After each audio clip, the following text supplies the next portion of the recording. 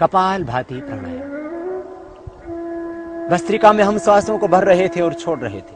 कपाल भाती में खाली छोड़ना है श्वासों को बाहर।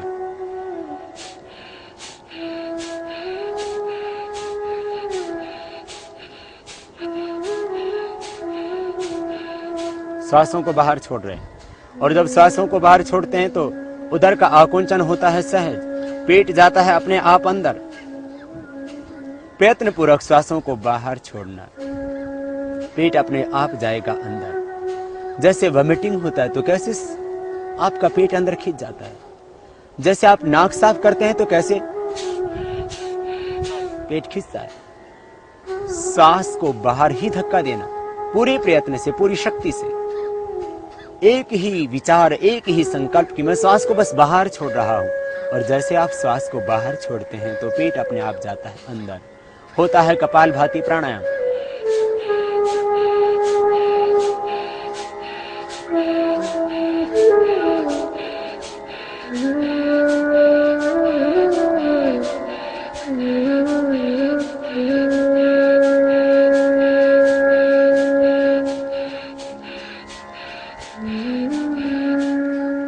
जब थकान लगे तभी रुक जाएं। प्रारंभ में आप इसको 30 बार ही करें। 30 बार करने पर पूरी तरह से आप थक जाते हैं, फिर विश्राम करें। विश्राम करके दोबारा हम प्रारंभ करेंगे। तो ये कपाल भाती प्राणायाम। कपाल कहते हैं मस्तिष्क के इस अग्रभाग को और भाती कहते हैं दीप्ति को। इस प्राणायाम के करने से माथे पर एक ओज, तेज, आभा, कांति, ज्योति, लावण्य आ जाता है। ये कपाल भाती प्राणायाम विशेष उपयोगी है चेहरे की आभा बढ़ाने के लिए। जो व्यक्ति कपाल भाती प्राणायाम करेंगे उनके कपाल पर, उनके ललाट पर एक आभा होगी, एक ज्योति होगी, एक तेज होगा, एक कांति होगी, एक लावण्य होगा। इसलिए अपने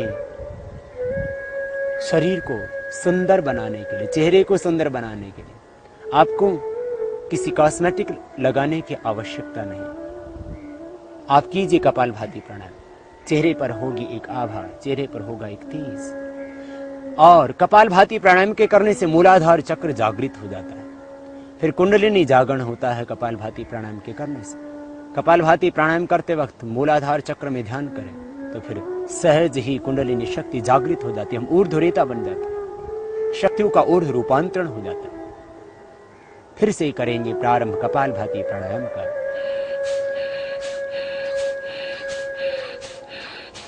सांस को पूरी शक्ति के साथ में बाहर छोड़ रहे हैं और मन में है एक संकल्प, एक विचार कि मेरे शरीर में जितने भी रोग हैं, विकार हैं, दोष हैं, अशुद्धियां हैं, सब बाहर निकल रही हैं। शरीर में जब विजातीय तत्व संग्रहित होते हैं तभी रोग पैदा होते हैं। आप कपाल भाती प्राणायाम को करते समय मन में विचार करें कि मेरे शरीर में जितने भी टॉक्सिन्स हैं, ऑक्सीडेंट्स हैं, सब बाहर निकल रहे हैं। जब शरीर में टॉक्सिन्स रहेंगे नहीं, शरीर में जब ऑक्सीडेंट्स रहेंगे नहीं तो व्याधियां कैसे समा सकती हैं देह में। इसलिए विचार करें, शरीर की जितनी भी नेगेटिव एनर्जी है सब बाहर निकल रही है। रोग, विकार, दोष बाहर निकल रहे हैं। चित्त में भी जो जन्म जन्मांतरों के अशुभ विचार थे, संस्कार थे, वे सब बाहर निकल रहे हैं। कॉन्शियस, अनकॉन्शियस और सब कॉन्शियस माइंड में जो भी अशुभ था सब बाहर निकल रहा है। जब थक जाएं तभी रुक जाएं। अपनी शक्ति का अतिक्रमण न करें, फिर से विश्राम करें बीच में एक बार। जिनको हार्ट की प्रॉब्लम हो, जिनको हाई ब्लड प्रेशर हो, उच्च रक्तचाप के रोगियों को और हृदय रोगियों को मध्यम गति से इस प्रकार से करना चाहिए ये प्राणायाम।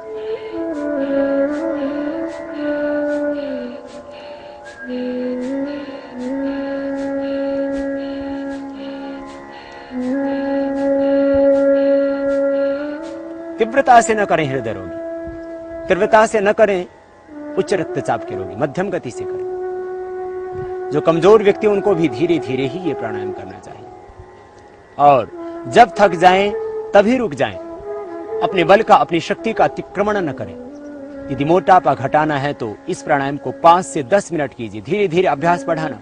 पहले दिन 1 मिनट ही करना, फिर धीरे धीरे 2 मिनट, 3 मिनट, 4 मिनट, 5 मिनट, अधिकतम 10 मिनट करना इस प्राणायाम। न्यूनतम समय है, मिनिमम टाइम है इसका 5 मिनट और मैक्सिमम टाइम है इसका 10 मिनट्स। इसलिए इस प्राणायाम को जो व्यक्ति मोटापा घटाना चाहते हैं, जो व्यक्ति पेट को सदा स्वस्थ रखना चाहते हैं, जो कब्ज से छुटकारा पाना चाहते हैं, जो गैस्ट्रिक और एसिडिटी से छुटकारा पाना चाहते हैं, जो सिरोसिस ऑफ लिवर की प्रॉब्लम से छुटकारा पाना चाहते हैं, जो हेपेटाइटिस बी को मिटाना चाहते हैं, भी इस प्राणायाम को अवश्य ही 5 से 10 मिनट धीरे धीरे बढ़ाना अभ्यास। यह प्राणायाम प्रोस्टेट की प्रॉब्लम को पूरी तरह से मिटा देता है। कपालभाति प्राणायाम के करने से यूट्रस की गांठें भी डिजोल्व हो जाती हैं। बहुत अद्भुत है ये प्राणायाम। इसलिए मैं कहा करता हूं, धरती की संजीवनी है कपालभाति प्राणायाम। जो व्यक्ति स्वस्थ रहना चाहते हो और जो व्यक्ति जटिल रोगों से छुटकारा पाना चाहते हैं, कोई भी रोग हो, धरती का कोई भी रोग ऐसा नहीं है जो कपालभाति से ठीक न होता हो। कपालभाति प्राणायाम को करते समय मूलाधार चक्र में ध्यान करना, तो फिर आप पाएंगे कुंडलिनी जागरण का आनंद। मूलाधार चक्र से एक ज्योति, एक आभा, एक प्रकाश पुंज ऊपर उठता हुआ स्वाधिष्ठान, मणिपुर, हृदय, अनहत, विशुद्धि, आज्ञा चक्र का शोधन करता हुआ सहस्रार चक्र तक पहुंचेगा। वो प्रकाश, वो आभा जो ज्योति ऊपर की ओर बढ़ी थी, वो सहस्रार चक्र तक आएगी। सभी चक्रों का शोधन होगा। इसलिए चक्रों के शोधन के लिए, डायबिटीज के रोग के लिए, मोटापे से छुटकारा पाने के लिए, पेट की समस्त समस्याओं को मिटाने के लिए, कोलेस्ट्रॉल और ट्राइग्लिसराइड को कम करने के लिए बहुत ही अद्भुत है ये कपालभाति प्राणायाम। डायबिटीज के लिए, मोटापे के लिए, एलर्जिक प्रॉब्लम्स के लिए, अस्थमा के लिए, साइनोसाइटिस की प्रॉब्लम के लिए, एलर्जी के लिए, जिनको सुबह उठ करके छींके आते हैं उनके लिए, और जिनको स्नोरिंग की प्रॉब्लम है, जिनको खर्राटे आते हैं, उनके लिए भी बहुत जरूरी है ये प्राणायाम। जिन बच्चों का मन नहीं लगता पढ़ाई में, यही बच्चे इस प्राणायाम को करेंगे तो उनका मन इतना एकाग्र हो जाएगा कि फिर पढ़ाई में अपने आप लगेगा। मन की एकाग्रता के लिए बहुत जरूरी है कपालभाति प्राणायाम। कंसंट्रेशन पावर बढ़ती है कपालभाति प्राणायाम से। फिर से करेंगे इस प्राणायाम का प्रारंभ।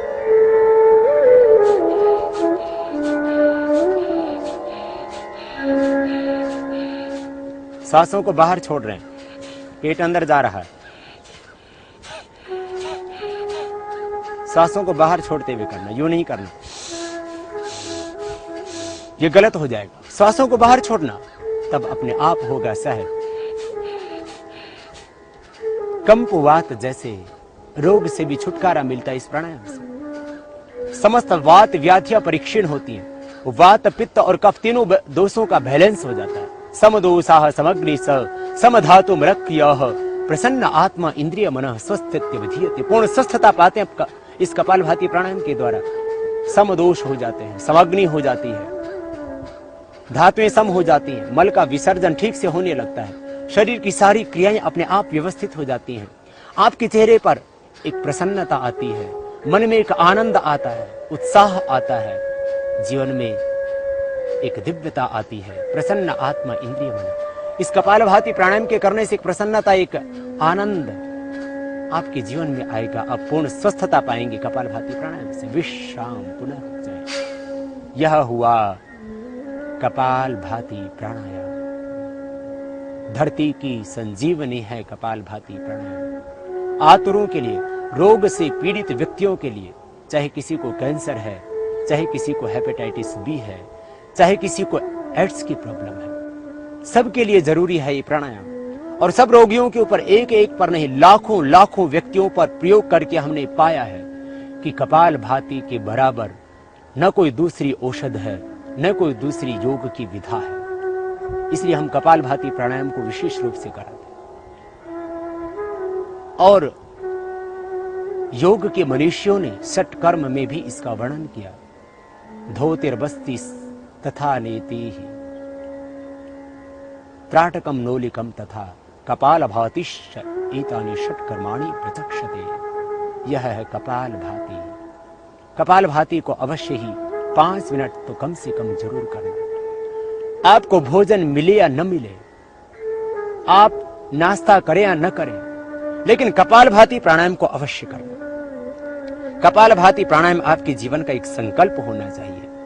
आप प्रतिज्ञा करें कि मैं कपालभाति प्राणायाम बिना किए भोजन नहीं करूंगा। कपाल भाती करके ही भोजन करूंगा, कपाल भाती करके ही नाश्ता करूंगा, उसके बिना मैं नाश्ता नहीं करूंगा, मैं भोजन नहीं करूंगा। फिर देखना, जिंदगी में कभी आपको कोई भी रोग नहीं हो सकता। लाखों रुपए की बचत होगी, शरीर आपका स्वस्थ होगा, भगवान का दिया हुआ ये देह रूपी मंदिर फिर देवालय बनेगा। ये देह देवालय है। लोग कहते हैं शरीर व्याधि मंदिरम, अपने आप ही घड़ लेते मंत्र। कौन से शास्त्र में लिखा है शरीर व्याधि मंदिरम? ये देह तो देवालय है, भगवान का घर है। आप कपालभाति प्राणायाम करना और इस देह को देवालय बनाना, फिर भीतर से अपने आप को जानना, अपने आप को पाना, फिर अपने ही इस अंतर में उस ब्रह्म को पाना। एकाग्रता मिलेगी, ध्यान में गहरे उतरेंगे कपालभाति प्राणायाम से। फिर से एक बार करेंगे और फिर आगे बढ़ेंगे।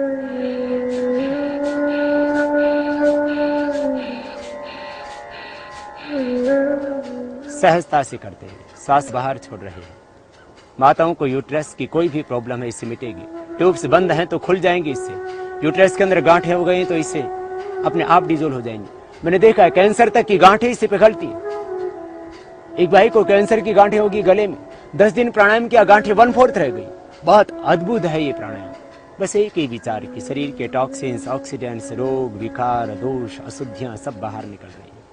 जब सारे दोष, सारी अशुद्धियां, सारे विकार जब बाहर निकल गए तो फिर आप रह जाते केवल पवित्र, शुद्ध, बुद्ध, निर्मल, चैतन्य, आनंदमय भाव में आप अवस्थित हो जाते। यह हुआ कपालभाति प्राणायाम।